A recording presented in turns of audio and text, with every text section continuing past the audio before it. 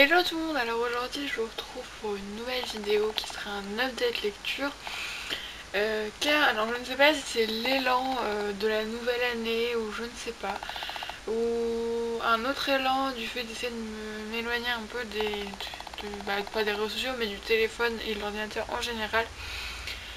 Mais je me suis vraiment remotivée à lire en début janvier, vraiment depuis la rentrée. Voilà, au lieu de le soir après la série être sur mon téléphone, maintenant je passe 20 à 30 minutes tous les soirs à lire un petit peu, histoire déjà de passer un bon moment avec mon livre, surtout que j'ai acheté des nouveaux livres voilà, et qui m'ont pas mal plu du tout, voilà, j'avais vraiment envie de les lire, donc forcément ça pousse. Et aussi peut-être ce besoin de voir ma pile à lire baisser, parce que franchement c'est un petit peu alarmant. Mais voilà, donc il y a quand même pas mal de choses. Donc en fait j'ai fait entre trois catégories. Donc la première catégorie c'est les livres que j'ai lus au mois de décembre, tout simplement. Donc tout d'abord j'ai lu ces deux livres-là de Virginie Grimaldi. Donc Le cher mamie et Le cher mamie au pays du confinement. Alors il faut savoir que Virginie Grimaldi, c'est une auteure que je n'arrête pas de dire que j'aime, sauf qu'en fait je n'ai lu aucun de ses livres sauf cela. Parce qu'en fait j'en ai 4 livres à elle dans ma pile à lire que je n'ai toujours pas lu. Mais je sens que c'est une autrice que j'ai beaucoup aimée, je sens parce que vu les résumés de ses livres, ce qu'on en dit, mais voilà, je n'en ai jamais lu, pourtant j'ai juste ces deux là. Donc en fait c'est des recueils de lettres que Virginie a envoyé à sa grand-mère. Voilà, et donc du coup, le premier s'est renversé à l'association C'est que du bonheur, et l'autre forcément, vu que c'est à propos du coronavirus, tout ça, c'est reversé à la Fondation Hôpitaux de Paris, Hôpitaux de France. Et franchement, là, ça se lit hyper simplement, vraiment, ça, vous vous mettez bien dedans, ça se lit hyper vite. Vu qu'à chaque lettre, il y a une petite photo, et voilà, c'est vraiment des petits brins de vie. Et franchement, c'est super intéressant, je trouve.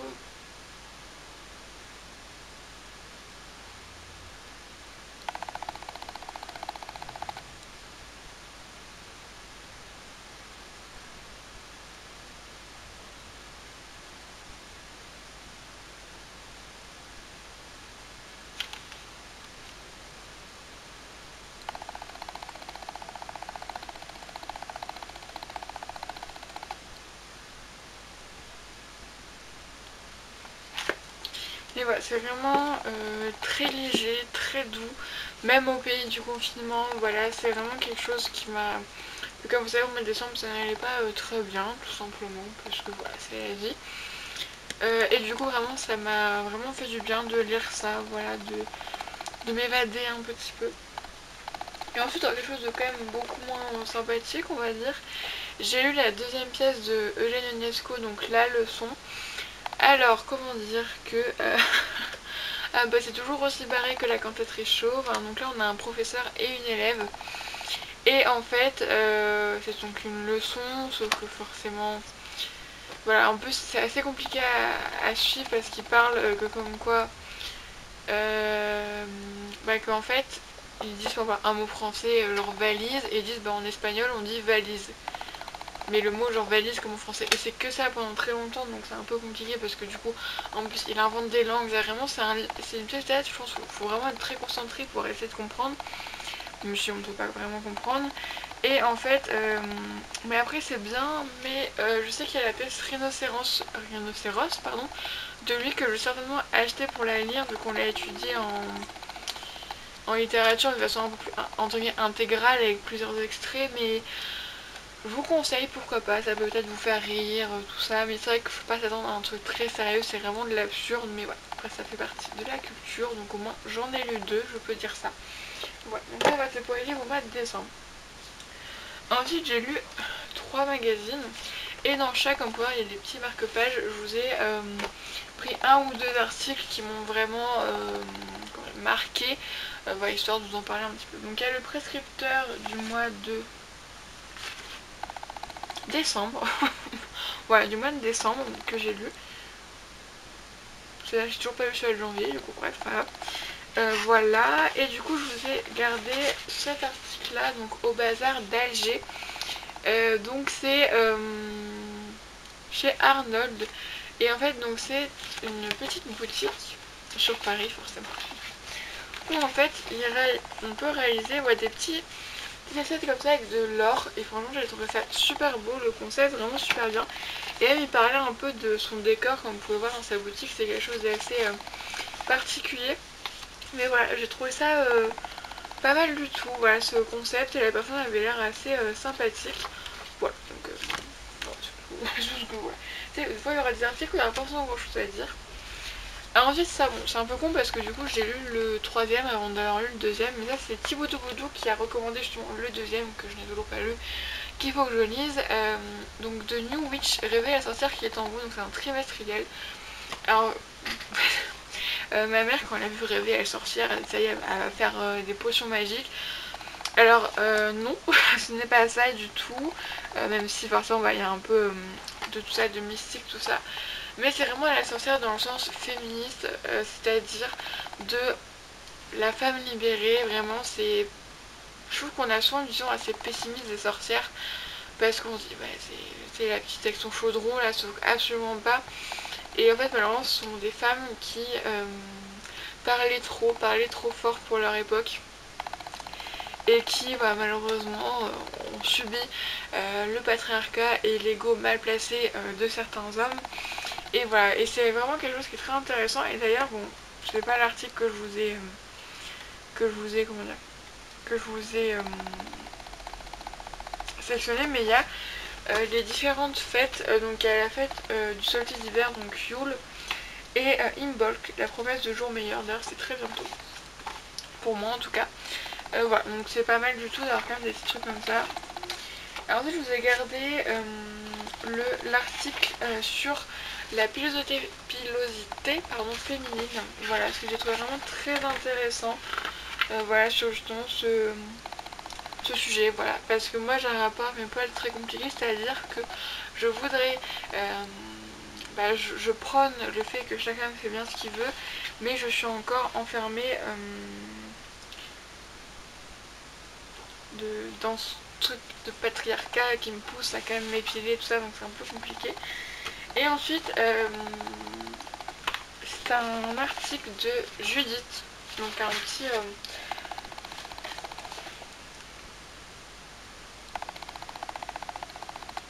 voilà, et en fait, c'est un article que j'ai trouvé vraiment très bien, parce qu'en fait, c'est comme dans Miss Respire, je vous parlais après, j'ai l'impression vraiment que, en fait, quand je lis un magazine, j'ai l'impression que ça... souvent, des fois, je l'achète et je ne lis pas tout de suite. J'ai l'impression que le moment où je veux le lire, c'est le moment où j'en ai vraiment besoin.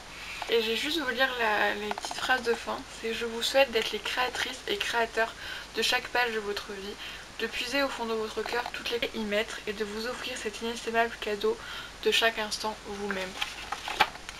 Voilà, j'ai trouvé qu'il allait vraiment au pile moment et j'ai beaucoup aimé, et du coup j'ai hâte de lire le deuxième du coup. Mais voilà, ça très bien, je le trouve vraiment très bien. Et il y a d'autres articles aussi, déjà dans le magazine je ne lis pas tous les articles. Voilà, il y a des trucs qui ne me plaisent pas, mais franchement il y en a quand même pas mal qui m'ont plu. Et là c'est le Miss Respire de juillet-août. Nous sommes au mois de janvier, comme vous voyez j'ai un peu de retard. Donc j'ai pris deux articles. Donc d'abord il y a celui-là, vraiment c'est vraiment sur... c'est quelque chose que je suis en train... J'ai l'impression, les signes de la vie, je ne sais peut-être que c'est un truc un peu... Mais là c'est sur tout ce qui est le lâcher prise et un peu la pensée stoïciste qu'on a fait en philo là-bas longtemps, et vraiment j'ai l'impression que tout s'aligne. C'est le fait qu'il y a des choses qu'on peut contrôler, des choses qu'on ne peut pas contrôler. Et si c'est que moi, le fait que mes changements d'humeur quand là, c'est à propos de ça.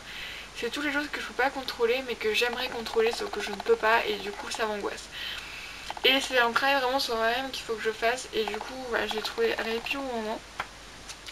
Et ça dans tout autre thème, c'est ceci, donc c'est sur des artistes tout simplement. Voilà, vu que ça, moi au niveau de l'art, peinture, vraiment je suis une bille, vraiment je n'y connais rien. Vraiment tu me demandes des références, j'ai vraiment rien. Voilà, en art plastique on faisait que des dessins, on n'avait aucune référence artistique, vraiment c'était nul. Voilà, je vais très rarement au musée, et quand je vais au musée c'est pas souvent pour musée d'art quoi, c'est plus des musées genre historiques tout ça. Donc voilà, il y avait quelques références de peintres, voilà, et du coup c'est pas mal du tout parce que ça permet d'apprendre des nouveaux noms. Voilà. Et ensuite on va revenir au livre avec le gros du sujet.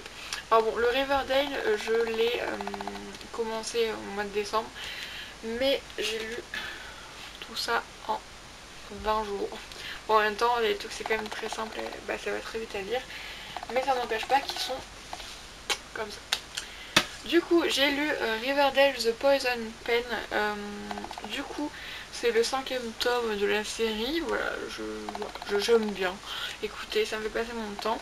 Donc cette fois-ci, on a The Poison Pen qui envoie des lettres anonymes à chaque personnage, donc à toute la bande, plus Kevin. Alors moi j'adore Kevin. D'ailleurs, l'épisode de Riverdale, la saison 5 est sortie jeudi quand je vous parle. On est le 24 janvier. Je l'ai pas encore regardé, vu qu'en ce moment je suis pas trop série. C'est vraiment qu'il y en a quelques-uns qui sortent, parce que souvent j'ai une phase Riverdale et soit il me faut plusieurs épisodes pour vraiment rentrer dedans. Et voilà, et donc, bien sûr, toutes ces personnes ont... Poison Pen possède les preuves de ce que ces personnes ont fait la fameuse soirée du 4 juillet, donc le jour de la fête nationale, et du coup il fait du chantage, il a passé plein de choses. Voilà, donc avec Betty, Jughead, Veronica, Archie, Kevin, Cheryl et Tony. Voilà. Du coup, voilà, il y a de la Poison Pen. Voilà. C'est pas mal du tout, vraiment, j'aime bien toujours autant. Voilà, c'est vraiment des livres... moi je les trouve bien, franchement je les trouve bien. Limite mieux que la série. Des fois tu te dis bon, peut-être limite mieux. Mais voilà, du coup entre chaque saison il y en a un qui sort souvent, et voilà. Moi je... Mais à chaque fois c'est pas le même auteur, non? Ah oui, c'est pas la même auteur que les autres. Là c'est Caleb, Rowe et Rig. Et tous les autres c'était Nicole Hosto. Enfin, pourquoi ils ont changé d'auteur entre temps? Je vais pas sans remarquer une différence d'écriture. Mais voilà, c'est quand même pas mal du tout. Et bon. Alors ensuite, ça, il y a juste un livre que j'avais acheté dans la commande Amazon que j'ai pas encore lu, je ne sais pas quand je le lirai. Ça, j'ai acheté L'homme le plus flippé du monde de Théo Grosjean, donc Petite terre du quotidien. Et en même temps, j'avais commandé le 2e tome, bah, je vais vous en parler tout de suite, même si j'en ai lu un entre temps. Donc je l'ai précommandé, ce qui est sorti le 13 janvier. C'est un homme, voilà, un garçon, non un homme, que je suis sur Instagram depuis quelques temps. Et j'aime beaucoup ces petites BD sur Instagram. Et j'ai adoré vraiment lire, surtout celle-là où il y a des anecdotes du confinement, voilà. C'est toujours, je trouve qu'en même temps, je trouve que ça fait, je sais pas, je trouve que ça, du coup ça fait un peu, je sais pas comment dire, mais vu que c'est proche de nous, je sais pas, je trouve que ça fait toujours un truc de parler du confinement, tu vois, je sais pas. D'ailleurs, peut-être qu'il y en a un 3e qui va bientôt faufiler le bout de son nez, là. Peut-être qu'on sera confiné le jour où ça va s'oublier, je pense très certainement qu'on sera confiné. Mais bon, si c'est pour aller à l'école, ça rien. Mais voilà, franchement, j'ai beaucoup aimé. Voilà, j'ai alors, surtout beaucoup de compassion en fait. Et je trouve que c'est un très bon moyen d'apprendre à connaître une personne, c'est-à-dire de lire son livre. C'est comme là, du coup, en fait, j'ai reçu le 2e tome de JMBD de l'homme étoilé. Elle est sortie le 20 janvier, je l'ai fini le 21 janvier au soir, voilà. Mais du coup, en fait, depuis que j'ai lu sa BD la dernière qui est juste là parce que ma mère est en train de la lire, eh bien, je trouve que du coup, maintenant que je les vois sur Instagram, bon, là nettoyé depuis plus longtemps, mais du coup j'ai lu sa BD, c'était au mois de mai dernier. Et là, je trouve que du coup, je sais pas, il y a un rapport de proximité, je trouve qu'il est très bien. Franchement, vraiment, bon après, moi je suis pas à ce point-là non plus, mais du coup, j'ai quand même trouvé des similarités avec ma situation et c'est un peu rassurant de voir que aussi pour lui, la nuit est une angoisse. Voilà, je pense que c'est après pour tout le monde parce que pas forcément consciemment, mais je sais pas, je trouve que la nuit, c'est... Bref, peut-être après peut-être une vidéo spéciale sur ça, vraiment j'ai un problème avec la nuit, mais du coup je suis contente de voir, je suis contente non parce que j'aimerais bien que je sois la seule à vivre ça, pour pas que d'autres vivent la même chose que moi, mais je trouve ça c'est rassurant de voir qu'il y a des choses en commun quand même sur les angoissés de la vie, même si du coup moi je ne suis pas à ce point-là, même si des fois je me dis franchement des fois c'est un peu ça quoi. Et surtout la représentation de la mort, de l'angoisse. Et surtout, je sais plus c'est dans lequel c'est. Ouais, c'est dans le premier. Ou. Non, dans le 2e, je crois. Où il y a la représentation de l'amour. Mais voilà, franchement, j'ai beaucoup aimé. Je vous conseille vivement de les lire. Voilà, c'est pas mal du tout. Ensuite j'ai lu le livre Toujours plus de Léna Mafouf, qui est une femme que je suis depuis 2019. Ouais, vu que je me rappelle, alors c'est un souvenir très précis, hein. Mais que la veille de ma rentrée de première, je finissais les vlogs d'août, voilà, je me rappelle préparer mes affaires en faisant ça. C'est une femme vraiment que je trouve très inspirante, vraiment j'aime beaucoup la suivre, même si je vous avoue que je la suis un peu moins en ce moment. Là sur YouTube, en fait j'aime bien la suivre, mais en fait je ne la suis pas vraiment, mais c'est une personne, je sais pas, je trouve vraiment que ses vidéos sont vraiment super bien, et voilà, franchement elle est vraiment très motivante, son parcours de vie est vraiment génial.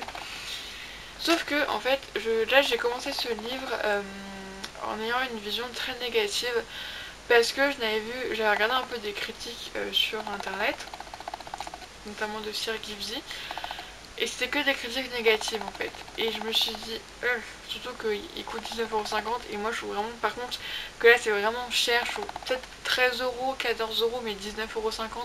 Vraiment, quand j'ai vu le prix sur Amazon, j'ai fait, oula, mais j'ai quand même acheté, donc voilà, mais 19,50€, c'est un petit peu abusé. Mais j'ai quand même beaucoup aimé. En fait, j'ai trouvé déjà qu'il se lisait très facilement déjà.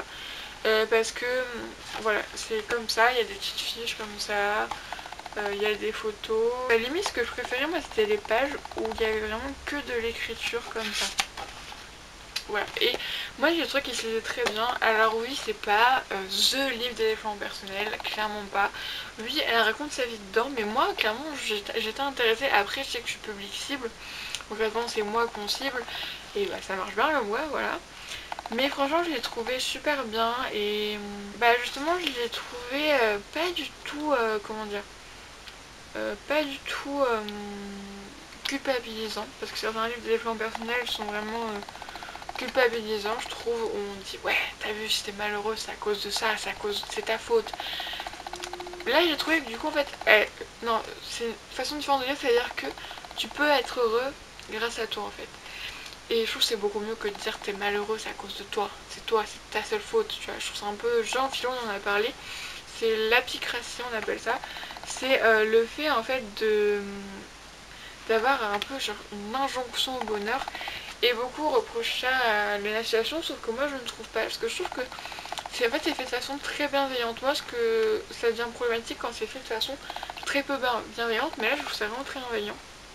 Moi j'ai bien aimé, et je pense que temps en temps, hein, pas tous les jours non plus, mais je pense que faut essayer de le relire, voilà, peut-être dans 1 ou 2 ans. Déjà dedans il y a des exercices que j'ai pas encore fait, donc je pense que je prendrai le temps de les faire un jour. Mais voilà, et à un moment justement, un truc, du coup ce qui fait que on doit, comment dire, y revenir, bah si on fait l'exercice, je ne vais pas le trouver, cette vidéo va être très très longue.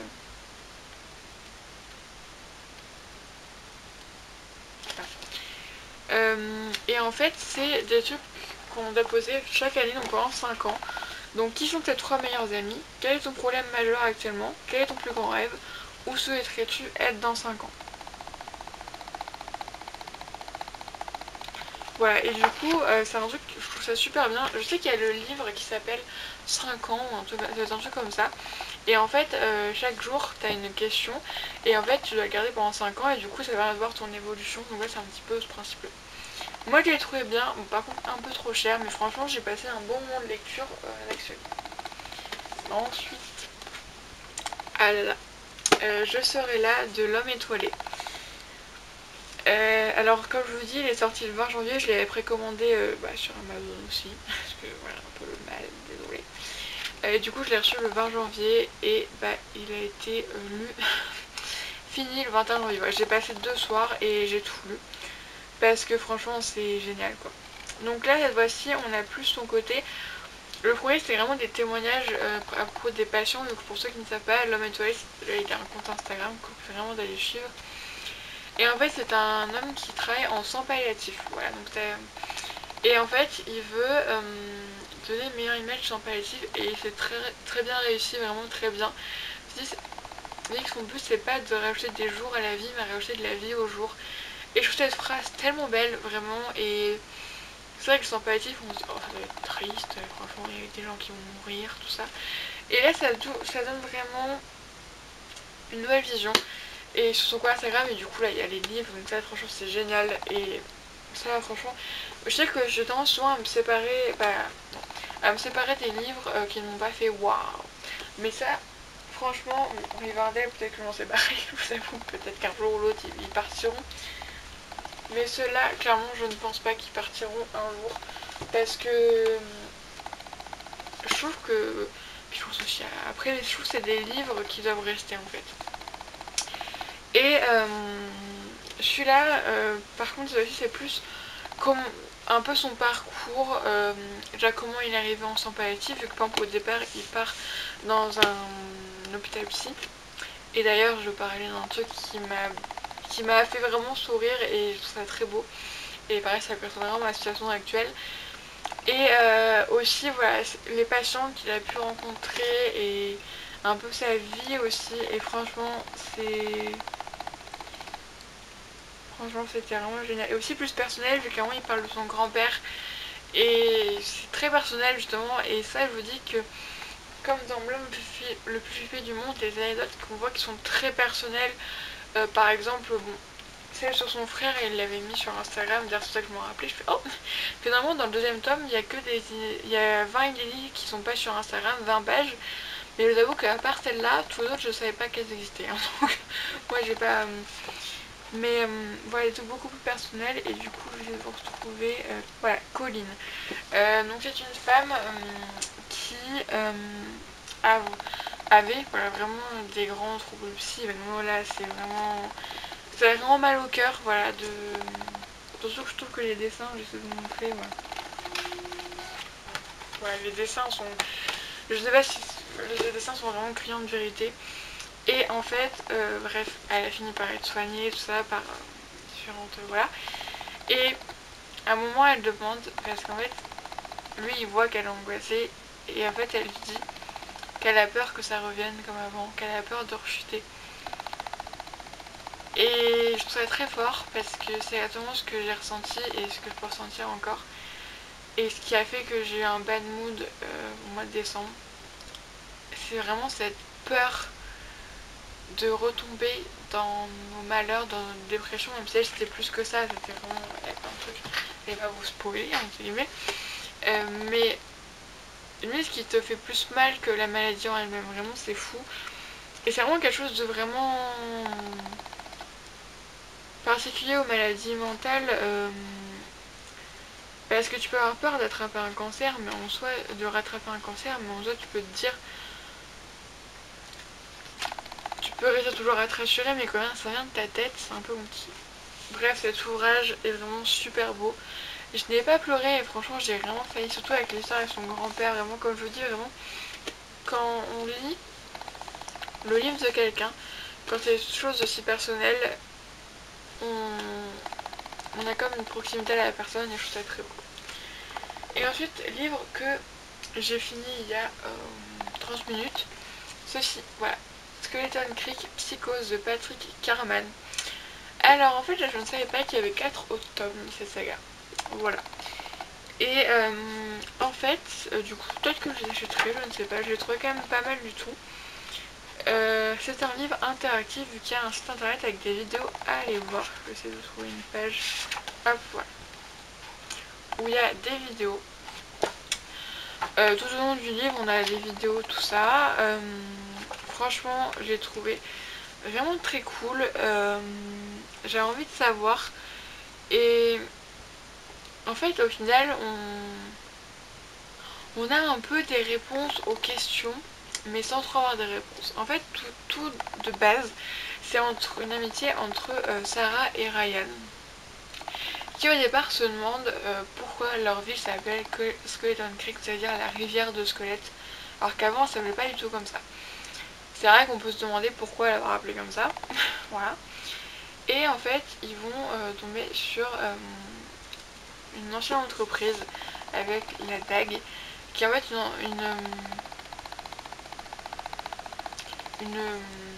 un bâtiment où en fait on extrayait de l'or Et sauf que il y a une des personnes qui travaille là-bas, donc Joe, eux ils disent Bosch, mais dans les vidéos ils disent Bosch, donc Joe Bosch, qui en fait est tombé et est mort. Et en fait ils vont aller voir Sarah et Ryan à cette dague, sauf que Ryan va tomber et va se casser la jambe. Et ce qui fait que du coup les parents découvrent tout ce qu'ils ont fait et ils n'acceptent plus qu'ils se voient. Et du coup nous avons Ryan qui est chez lui et donc Sarah aussi chez elle. Ils n'ont pas le droit de se voir, mais communiquent quand même par mail en effaçant, et donc avec des vidéos sur un site internet sur justement l'affaire, parce que Sarah, vu qu'elle elle n'a pas tombé ni rien, continue son enquête. Et franchement je l'ai trouvé très bien. Je sais très facilement parce que c'est écrit en mode vraiment comme si la personne... En fait c'est vraiment écrit comme... Du coup en fait c'est Ryan qui écrit son journal, et du coup c'est vraiment écrit comme si c'était vraiment lui qui avait écrit sur le journal. Et on a justement les copies des mails avec le faux scotch, tout ça. Vraiment c'est assez très facilement. Il y a des petites vidéos pour accompagner la lecture, donc ce qui fait que c'est vraiment assez agréable à lire. Voilà, la dernière vidéo, par contre, du coup, la fin, voilà, du coup la fin on l'a dans la vidéo et on suppose pourquoi, vraiment comment ça s'est fini. Sauf qu'en fait, donc il y a quelque chose, voilà, il y a quelqu'un qui arrive. Franchement, j'ai pas, voilà, par contre les deux premières vidéos j'ai bien flippé. Après les autres c'est pas très flippant, c'est vraiment son enquête et rien de flippant. Mais les deux premières, surtout la deuxième, à la fin, quand il y a un truc qui apparaît comme ça, quand j'ai bien flippé. Moi de toute façon, moi c'est le truc, voilà, après ils disent lecteur averti. Ah oui, les deux premières vidéos, là, ouais, peut-être ça peut faire des cauchemars. Je ne sais pas, peut-être que ça va me perturber et que j'en suis pas encore rendu compte. Mais je les trouvais bien. Peut-être que j'achèterai les autres tomes, je ne sais pas, pour l'instant j'ai encore trop de livres à lire. Donc pour l'instant je n'achèterai pas les autres tomes, mais pourquoi pas. Voilà, j'ai terminé, cette vidéo va durer 15 ans. Et du coup ensuite, je ne sais pas si... J'hésite entre deux livres. Donc je sais pas encore lequel des deux je vais commencer. Soit je lis Killing November de Adriana Mater, ou Sur le fil de Estelle Mascan, donc l'autrice de Dimini. Bon, l'auteur, ils auraient pu mettre un E quand même. Même si on dit pas autrice, on peut mettre un E à auteur quand même. Voilà, je ne sais pas encore laquelle des deux. Là c'est plus une histoire d'amour, tout ça, là c'est plus mystique, tout ça. Je crois plutôt celui-là, c'est long qu'on ressent, franchement l'histoire d'amour, j'en ai un peu rien à faire. Par contre du coup celui-là j'en ai lu beaucoup en peu de temps, c'est parce que c'était quand même des livres graphiques, ou en tout cas des livres qui prennent pas beaucoup de temps à lire. Même Skeleton Creek ça fait même pas 200 pages, là 400 pages, je pense que là ça va me durer un peu plus longtemps que les autres. Mais voilà. Bref, je vous fais d'énormes bisous et je vous souhaite de passer de très bonnes lectures.